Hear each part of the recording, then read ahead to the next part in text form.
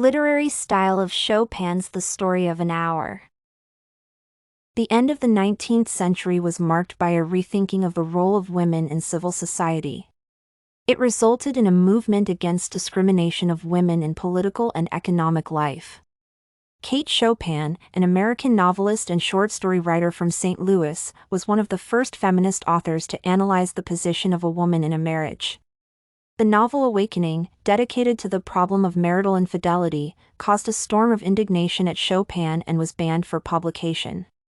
This paper analyzes and interprets The Story of an Hour by Kate Chopin and all its substantive and formal literary techniques in light of the topic of female confinement and domestic roles. The plot and point of view. The Story of an Hour is told by a third-person narrator who nevertheless knows the inner thoughts and feelings of the main character, Mrs. Mallard. This technique is not accidentally used in a story about a woman's oppression and captivity in marriage. The narrator has access to a completely private space of Mrs. Mallard, which is compounded by the fact that the narrative continues after her death. Thus, the narrator is a figure who, on the one hand, enters the personal psychological space of the main character, and, on the other hand, continues the usual story after her death. In a sense, such traits are inherent in the male role in marriage. The use of the third-person narrator also contributes to the literary irony effect in the plotline.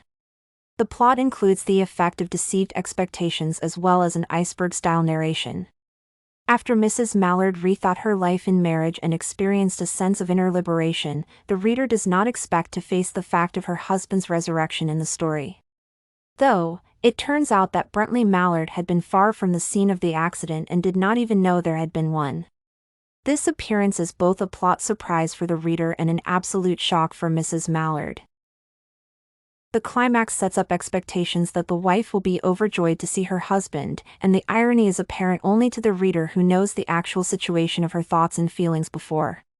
The narrator provides the reader foreshadowing at the beginning, referencing Mrs. Mallard's heart condition, and describes the joy of her liberation while she was alone in the room. Thus, the tip of the iceberg is how the situation looks for everyone in the story. She had died of heart disease, of joy that kills. The underlying implication is that the reader knows the real motives and causes of Brentley's wife's death, a deep disappointment about the loss of freedom. According to Jimcin, Mrs. Mallard dies, due to the monstrous joy that holds her and makes her unable to bear her husband's return. Thus, the literary irony effect arises from the ambiguous interpretation of the word joy and the discrepancy between what appears to be on the surface and the actual situation. The setting and use of time. The setting is of particular importance in the story since it provides a unique coloring to Mrs. Mallard's experiences. The picture of the environment is portrayed amazingly fresh and attractive. She could see in the open square before her house the tops of trees that were all aquiver with the new spring life. The setting signifies the taste of freedom, and the author even uses a metaphor describing what is happening in the wife's soul. She was drinking a very elixir of life in through that open window. The third-person narrator, discussing Mrs. Mallard's inner feelings, indicates that she has acquired the self-assertion at that point. Berkove notes that self-assertion as a value conflicts with marital values, where shared goals and mutual commitment are considered to be of greater significance. Thus, the setting as it appears to Mrs. Mallard in her room is opposed to the setting, as she perceived it in marriage. The episode describing how she accepted the news husband's death is meant to figure out what this event was about for her. She did not hear it with a paralyzed inability to accept its significance. Mrs. Mallard immediately realized what happened and felt a sudden abandonment. The reader expects the wife to be immersed in a painful emotional experience when she arrives in the room, but the setting destroys these expectations. There stood, facing the open window, a comfortable, roomy armchair. Abandonment at first seems to be a great loss, but it turns out to be liberation from the domestic confinement. In the room, she receives a comfortable, private place from where she can enjoy the view out the window. Special mention should be made of the fact that Mrs. Mallard gets only 1 hour of freedom. According to Berenji, she achieves this freedom suddenly through her husband's death, and it lasts just for a short time, and again this freedom is taken from her. This circumstance is emphasized even in the title of the story. Mrs. Mallard receives an hour of liberation and self-assertion, but this hour is so valuable to her that she is unable to part with this experience. The character analysis, Mrs. Mallard. Certain aspects of Mrs. Mallard's character indicate contradictions that relate to the broader theme of contradictions or oppositions of the female domestic role. It is worth reconsidering the way she received the news of her husband's death.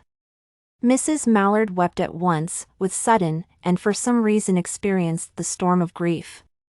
Jimcin states that this scene is discordant with the contextual expectation that a wife's grief at her loving husband's death will last at least for a few days, not just for some minutes.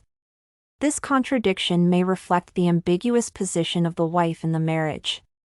She is expected to be in sorrow, but the society is organized in such a way that the death of her husband is perceived as liberation. It is also no coincidence that Kate Chopin describes Mrs. Mallard's appearance and facial features. She was young, with a fair, calm face, whose lines bespoke repression and even a certain strength. The author emphasizes that something causes a young face to be lined and appear repressed. A woman gets married very young and full of strength, and there she is already obliged to obey the stereotypes of society and the will of her husband. That is precisely why she had loved him, sometimes. Often, she had not. The husband could be a worthy man in himself, but his role in marriage was strongly associated with oppression, which is the principal contradiction displayed in the story. Conclusion. Overall, it should be concluded that Kate Chopin uses literary irony, effect, and iceberg-style narration to demonstrate how far a woman's experience of marriage is from the way society sees it. At the same time, experiencing the end of the domestic confinement for only an hour brings an incredible sense of liberation and self-assertion to Mrs. Mallard. In the course of narration, the reader encounters many contradictions in the behavior and feelings of the main character, which reflect the contradictions in the status of a woman in marriage. The story of an hour clearly shows all the ambiguity of female confinement and domestic roles.